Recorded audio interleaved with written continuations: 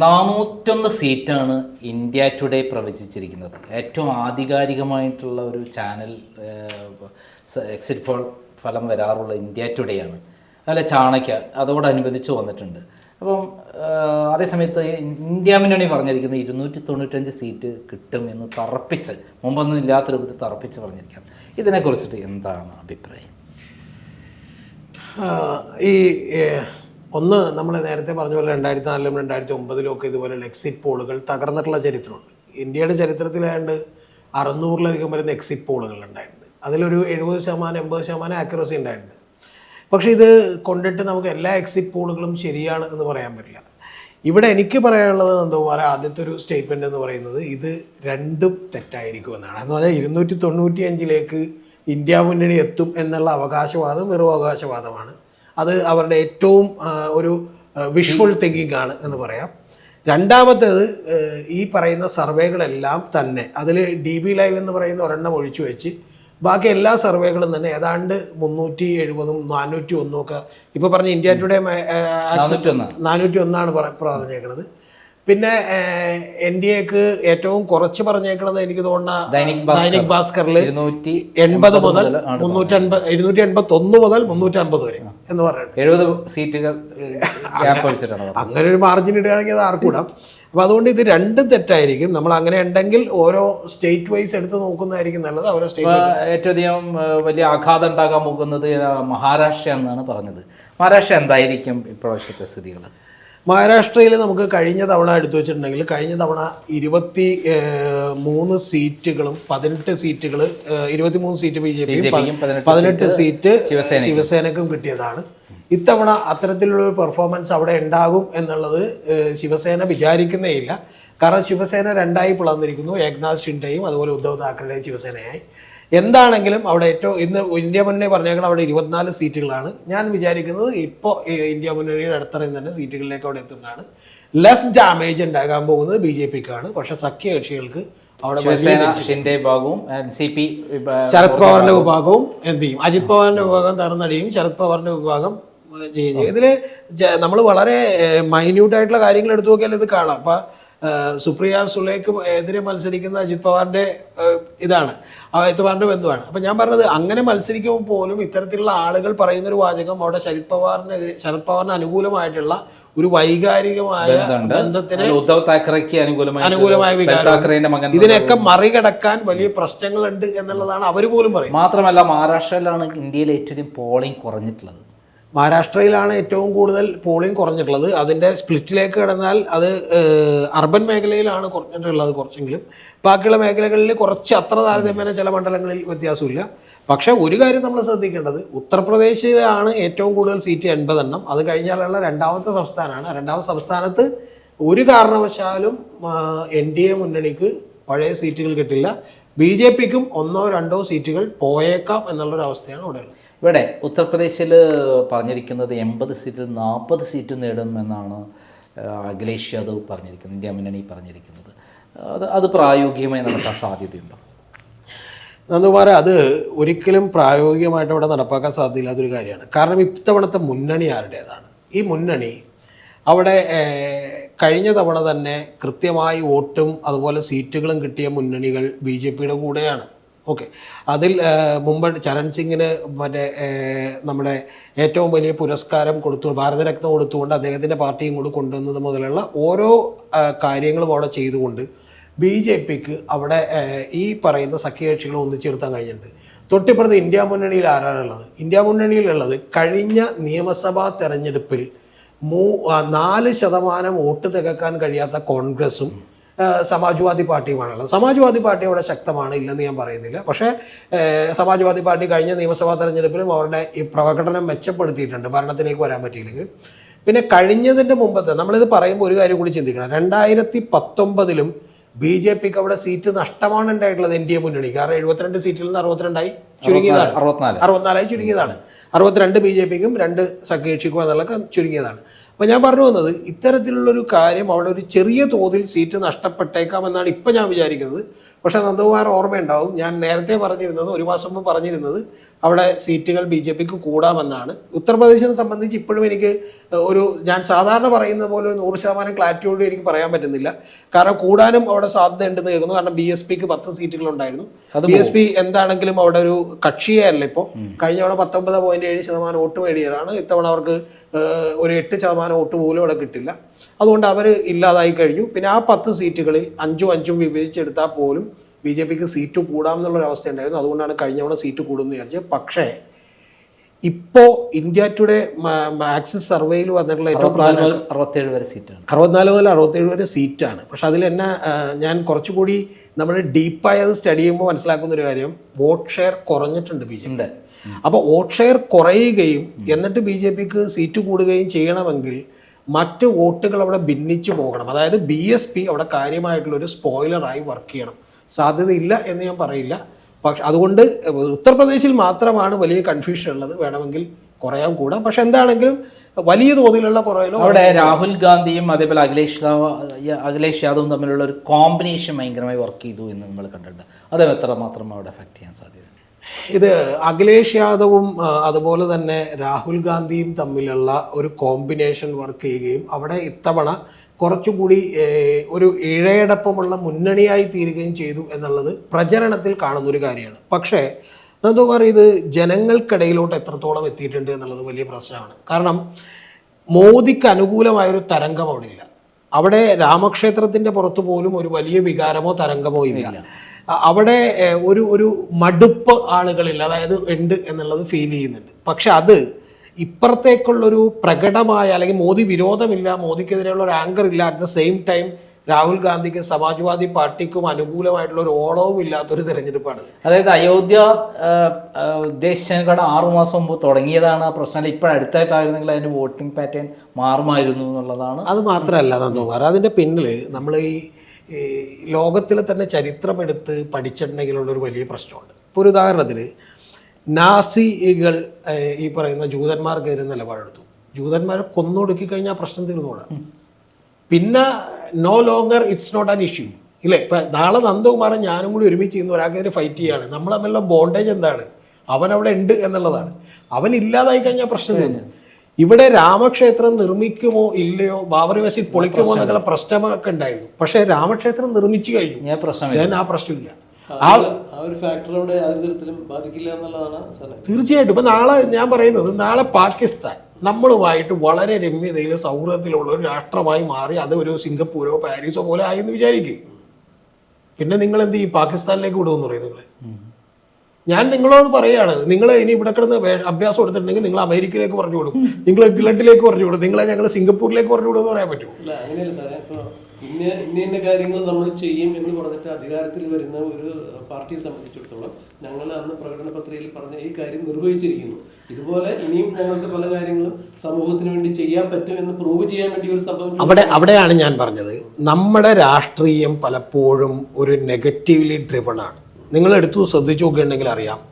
ഇപ്പം അടിയന്തരാവസ്ഥ വന്നു, നമ്മൾ വലിയ ഉയർത്തെഴുന്നേൽപ്പുണ്ടായി ഭരണത്തിനെതിരെ. നമ്മൾ രാമക്ഷേത്രം 1992 ബാബറി മസ്ജിദ് തകർക്കപ്പെട്ടു, നമുക്ക് വലിയ പ്രശ്നമുണ്ടായി.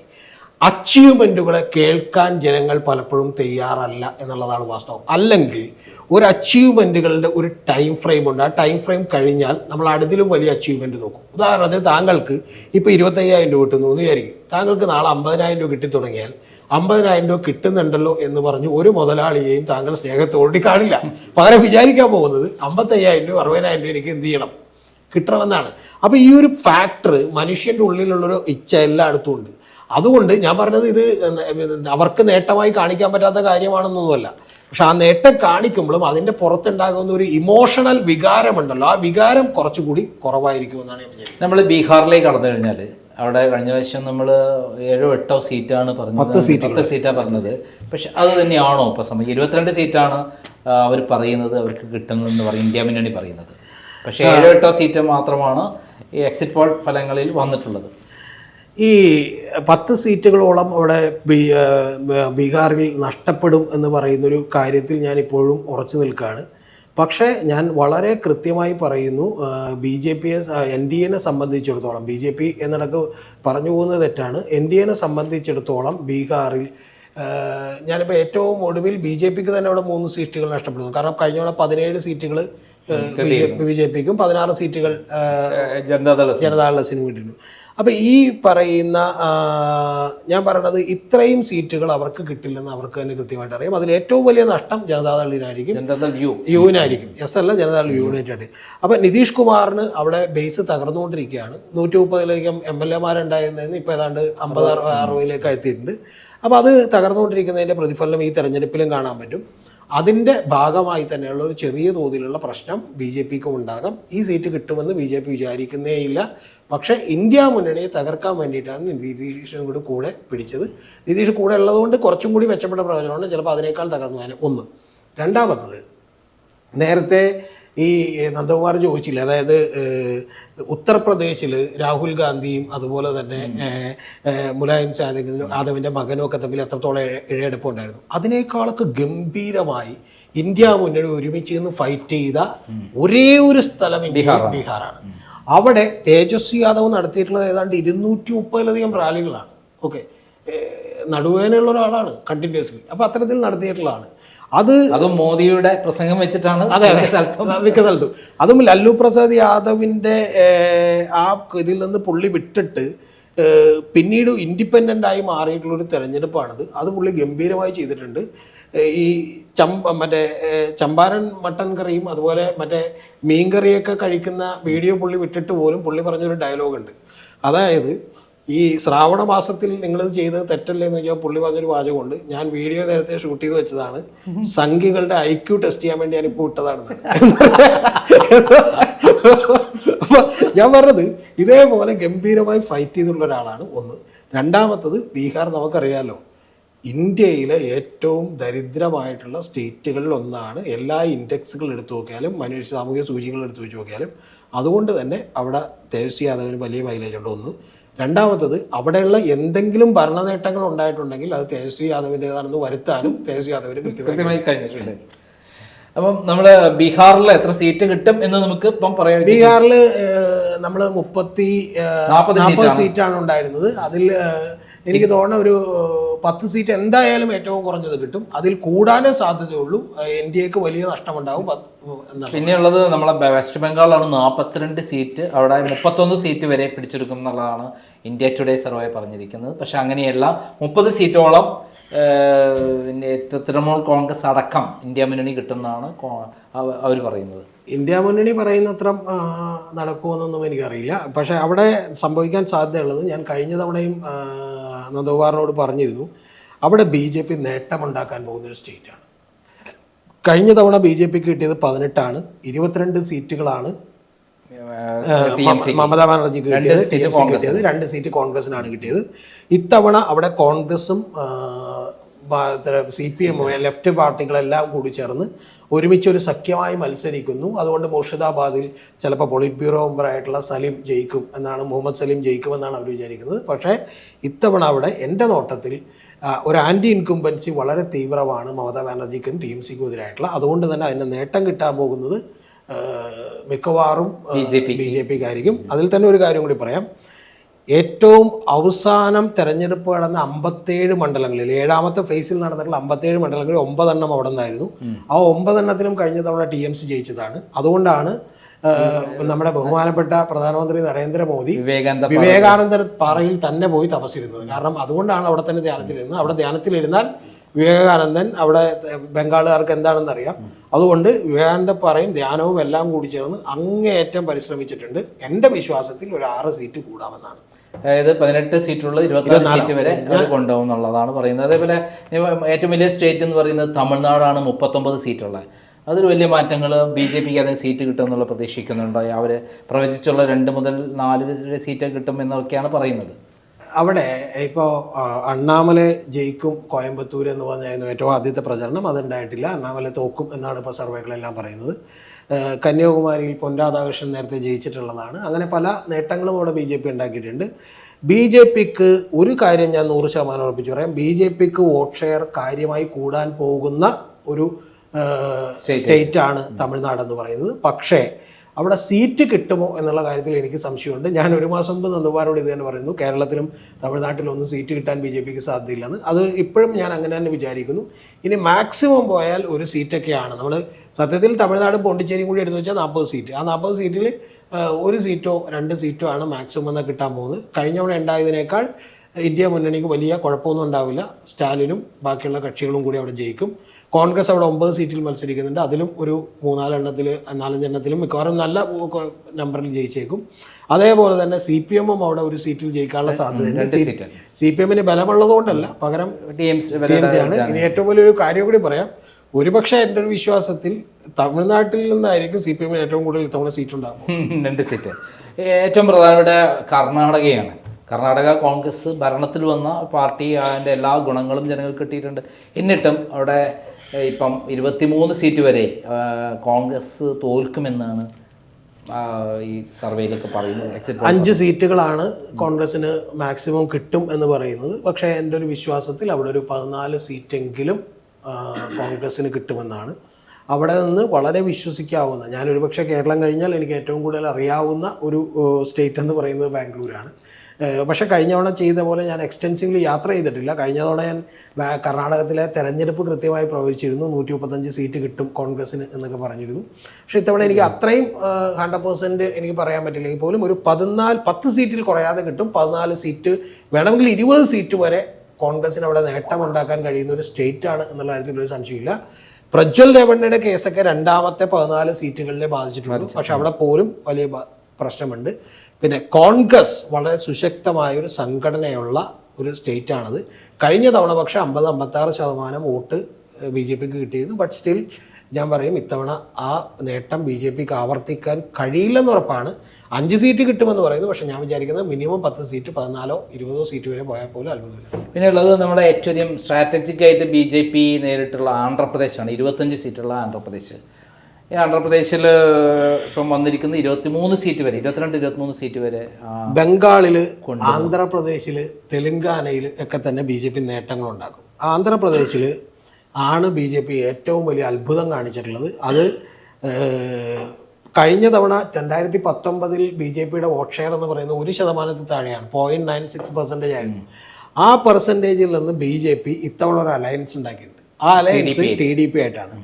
TDP അവിടെ വലിയ നേട്ടമുണ്ടാക്കുക. നമുക്ക് അറിയാം, സ്റ്റേറ്റ് ഗവൺമെൻറ്, അതായത് സ്റ്റേറ്റ് അസംബ്ലിയിലേക്ക് കൂടി തിരഞ്ഞെടുപ്പ് നടക്കുന്ന ഒരു സ്ഥലമാണ് ഈ പറയുന്ന ആന്ധ്രാപ്രദേശ് എന്ന് പറയുന്നത്. അവിടെ TDP ഉറപ്പായിട്ടും വലിയ നേട്ടമുണ്ടാക്കും. അതിൽ തന്നെ BJP ചെയ്തേക്കുന്ന ഏറ്റവും വലിയൊരു കാര്യമുണ്ട്. മറ്റേ പവൻകുമാറിൻ്റെ പാർട്ടി, സൂപ്പർ സ്റ്റാർ ആയിട്ടുള്ള, സിനിമയിലെ സ്റ്റാർ ആയിട്ടുള്ള പവൻകുമാറിൻ്റെ പാർട്ടിയോട് മത്സരിക്കുന്നുണ്ട്. ഇവരെക്കാളൊക്കെ കൂടുതൽ ലോക്സഭാ സീറ്റുകളിൽ മത്സരിക്കുന്നത് BJP ആണ്. 6 സീറ്റ്. പക്ഷേ നിയമസഭയിലേക്ക് വളരെ കുറച്ചാണ് BJP മത്സരിക്കുന്നത്. കാരണം BJPയുടെ ആവശ്യം ഇതാണ്. അതുകൊണ്ട് അത് കൃത്യമായി TDP സമ്മതിച്ചു കൊടുത്തിട്ടുണ്ട്. അമിത്ഷാ അങ്ങോട്ട് ചെന്ന് കണ്ടാണ് ഇദ്ദേഹത്തെ കൊണ്ട് സമ്മതിപ്പിച്ചത്. ഇദ്ദേഹത്തെ അറസ്റ്റ് ചെയ്തത് ജഗൻമോഹൻ കാണിച്ച രാഷ്ട്രീയമായ ബുദ്ധിത്തമാണ്. അതുകൊണ്ട് വലിയ നേട്ടമുണ്ടാക്കും. ഒരു 4 രീതിയും അങ്ങനെയായിരുന്നു. അറസ്റ്റ് ചെയ്ത രീതിയും വളരെ മോശമായിരുന്നു. 4 സീറ്റ് മിനിമം അവിടെ BJPക്ക് കിട്ടും. 5-6 കിട്ടിയാൽ പോലും അത്ഭുതപ്പെടാനില്ല. അതേപോലെയാണ് ഒറീസ. 21 സീറ്റുള്ള ഒറീസയിൽ അവിടെ ഭയങ്കര നവീൻ പട്നായിക്കിനെ കവർ ചെയ്തുകൊണ്ട് മുന്നോട്ട് പോകുന്നുള്ള ഒരു വാർത്തകളാണ് വരുന്നത്. ഒഡീഷയിൽ ഞാൻ വളരെ ശ്രദ്ധിച്ച് വെക്കുന്ന ഒരു സ്റ്റേറ്റാണ് ഒഡീഷ എന്ന് പറഞ്ഞാൽ. ഞാൻ അദ്ദേഹത്തിൻ്റെ ഒരു പ്രൊഫൈൽ വീഡിയോ ഒക്കെ ചെയ്തിട്ടുണ്ട് ഈ ബിജു പട്നായിക്കിൻ്റെ ഒക്കെ. അപ്പോൾ ഈ ബിജു പട്നായിക്ക് 50-ാമത്തെ വയസ്സിലാണ് എന്താ പറയുക രാഷ്ട്രീയത്തിലേക്ക് വരുന്നത്. എന്ന് പറഞ്ഞാൽ അദ്ദേഹം ഒരു താല്പര്യം ഉണ്ടായിരുന്നില്ല. നവീൻ പട്നായിക്ക് മരിച്ചതിന് ശേഷം 50-ാമത്തെ വയസ്സിൽ വിദേശത്ത് നിന്ന് വിദ്യാഭ്യാസം കഴിഞ്ഞ് ജോലിയൊക്കെ ചെയ്തുകൊണ്ടിരുന്നപ്പോൾ അദ്ദേഹം ഒരു ഇഷ്ടമില്ലാതെ എത്തിയതാണ്. അപ്പോൾ അദ്ദേഹം അതിന് ശേഷം ആ സ്റ്റേറ്റിനെ വലിയ തോതിൽ മാറ്റിയെടുത്തിട്ടുള്ള ഒരാളാണ്. പക്ഷേ നമുക്കറിയാം, ഒരു 3 തവണ 4 തവണയൊക്കെ ആകുമ്പോഴേക്കും ആളുകൾക്ക് വലിയൊരു മടുപ്പുണ്ടാകും എന്നുള്ളതാണ്. ഇത്തവണ സർവേകളൊക്കെ കാണിക്കുന്നത് ബിജു പട്നായിക്കിൻ്റെ പാർട്ടി അവിടെ തോക്കുമെന്നും ചെറിയ തോതിൽ വളരെ നേരിയ ഭൂരിപക്ഷത്തിൽ അവിടെ BJP നേട്ടമുണ്ടാക്കുമെന്നാണ് സ്റ്റേറ്റ് അസംബ്ലിയിൽ. ലോക്സഭയിലേക്ക് എനിക്കൊരു സംശയമില്ല. കഴിഞ്ഞ തവണ 12-8 ആയിരുന്നു ഇവരുടെ ടാലി. ആ 12-8 നേരെ തിരിച്ചാകും എന്നുള്ള കാര്യത്തിൽ എനിക്കൊരു സംശയമില്ല. 8 എന്നുള്ളത് BJPയുടെ 12 ആകും. ലോക്സഭയിലേക്ക് BJP നേട്ടമുണ്ടാക്കും. പക്ഷെ ഇപ്പോഴും ഞാൻ വിചാരിക്കുന്നത് നിയമസഭയിൽ ബിജു പട്നായിക്കിൻ്റെ പാർട്ടിയുടെ അപ്രമാദിത്വം നഷ്ടപ്പെടും. പക്ഷേ വളരെ ചെറിയ ഭൂരിപക്ഷത്തിനെങ്കിലും ബിജു പട്നായിക് അധികാരത്തിൽ വരും എന്നാണ് ഞാൻ വിചാരിക്കുന്നത്. പിന്നെ ഉള്ളത് മധ്യപ്രദേശാണ്. 29 സീറ്റിൽ മധ്യപ്രദേശിൽ വേറെ മാറ്റങ്ങളൊന്നും ഉണ്ടാവാൻ 29 സീറ്റിൽ കഴിഞ്ഞ തവണ ഒരു സീറ്റാണ് കോൺഗ്രസിന് കിട്ടിയത്. ഇത്തവണ വളരെ നന്നായി കോൺഗ്രസ് മത്സരിക്കുന്നതുകൊണ്ട് ആ ഒരു സീറ്റ് കൂടി പോകും. അതുകൊണ്ട് ഭംഗിയായിട്ട് അതിൽ വേണമെന്ന്. പിന്നെ രാജസ്ഥാനാണ് 25 സീറ്റ്, അവിടെ 7 സീറ്റ് കിട്ടുമെന്നാണ് എക്സിറ്റ് പോൾ പറയുന്നത്. രാജസ്ഥാനിൽ ഒരു 5, 6, 7 സീറ്റൊക്കെ BJPക്ക് അല്ലെങ്കിൽ കോൺഗ്രസിന് കിട്ടാം. കാരണം കോൺഗ്രസിന് കഴിഞ്ഞ തവണയൊക്കെ തന്നെ ഇതുപോലെ 50-55% ഒക്കെ ഉള്ള വലിയ ഭൂരിപക്ഷം കൊടുത്ത മധ്യപ്രദേശ് അതുപോലെ തന്നെ ആയിരുന്നു, ഏതാണ്ട് 60%-ത്തിനകത്തായിരുന്നു. അത്തരത്തിലുള്ളൊരു സ്റ്റേറ്റാണ്. ഇത്തവണ അത്ഭുതങ്ങളൊന്നും സംഭവിക്കാനില്ല. രാജസ്ഥാനിൽ വലിയ നേട്ടമുണ്ടാക്കാം.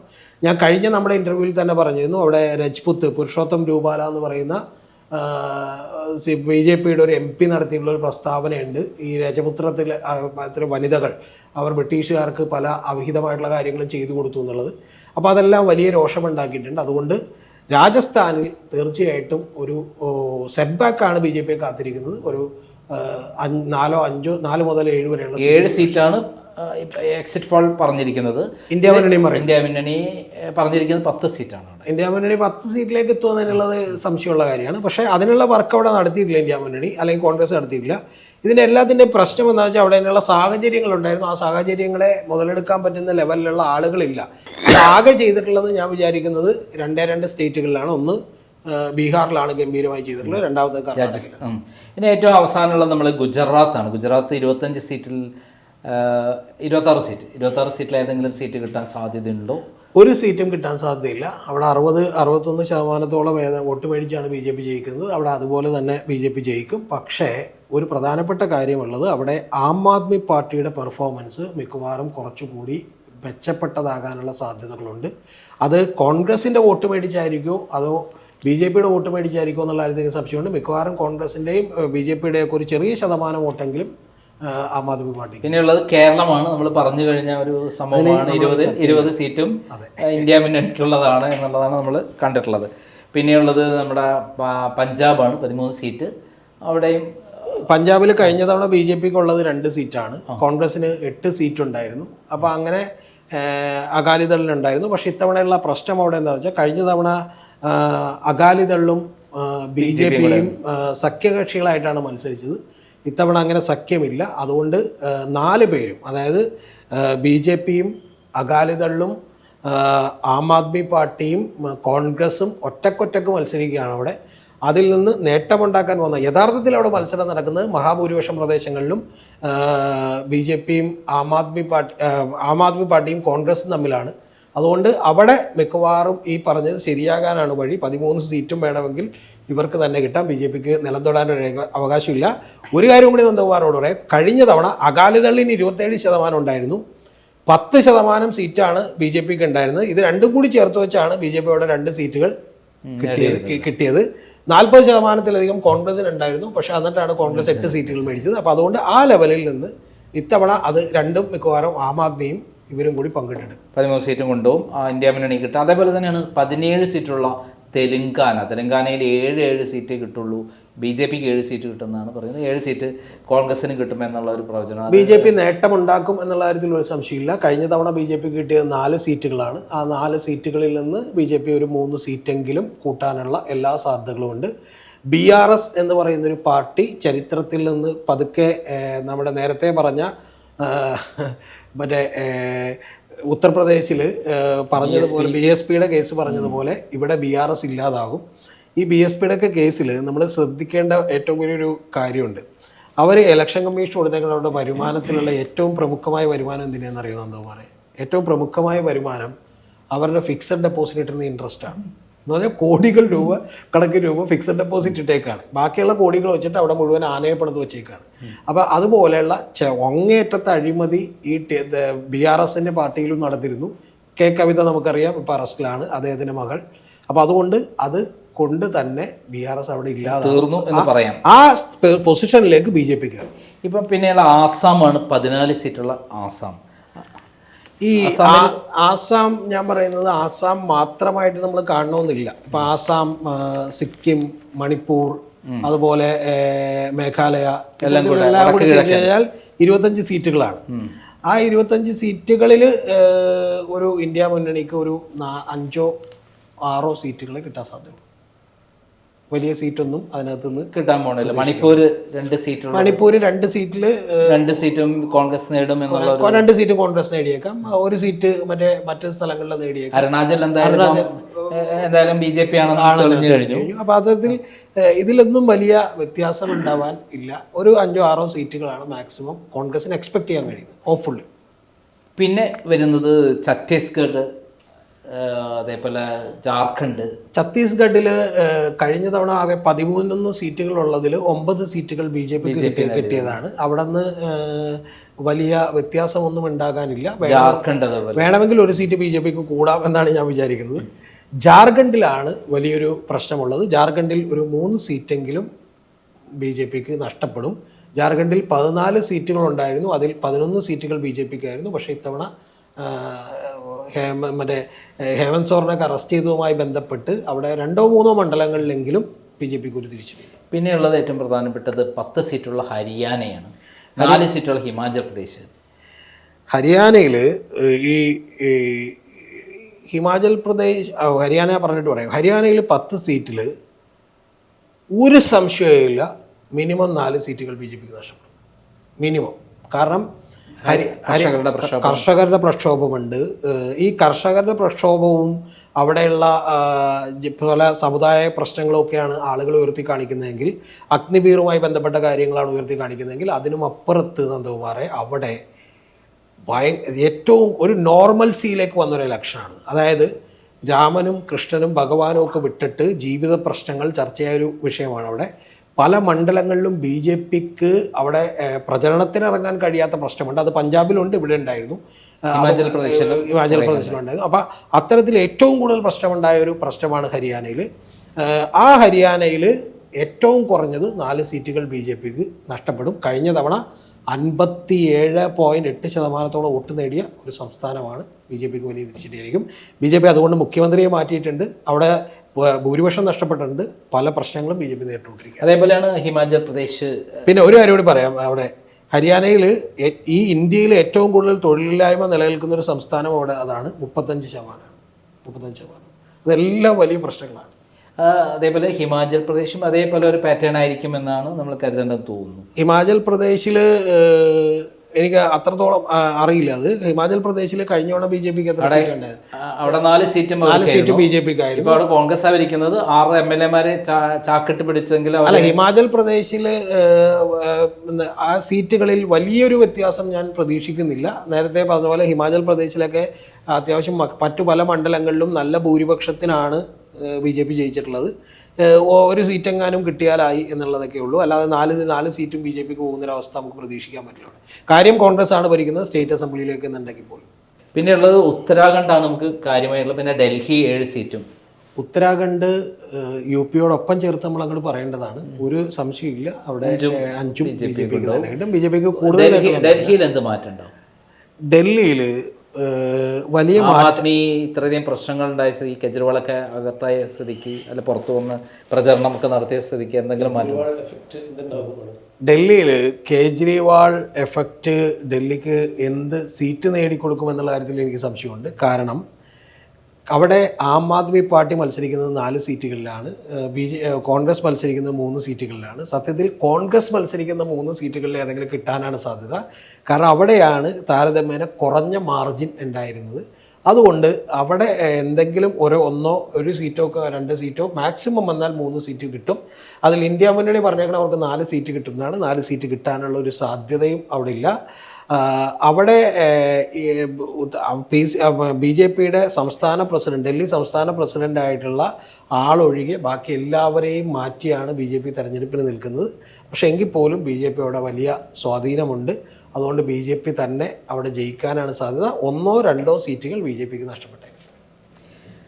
മൊത്തത്തിൽ എക്സിറ്റ് പോൾ ഫലങ്ങളും അതേപോലെ കോൺഗ്രസ് ഇന്ത്യ മുന്നണി പറഞ്ഞ 295 സീറ്റും ഇത് രണ്ടും പ്രായോഗികമല്ല, ശരിയല്ല എന്നാണ് രതീഷ് ചക്രപാണി പറഞ്ഞിരിക്കുന്നത്. നമുക്ക് നാളെ, അതായത് ഇനിയും 12 മണിക്കൂറോ 11 മണിക്കൂറോ 10 മണിക്കൂറൊക്കെ ഉള്ളൂ, നമുക്ക് കാത്തിരുന്ന് കാണാം. അതുവരെ നമുക്ക് കാത്തിരിക്കാം. നന്ദി, നമസ്കാരം.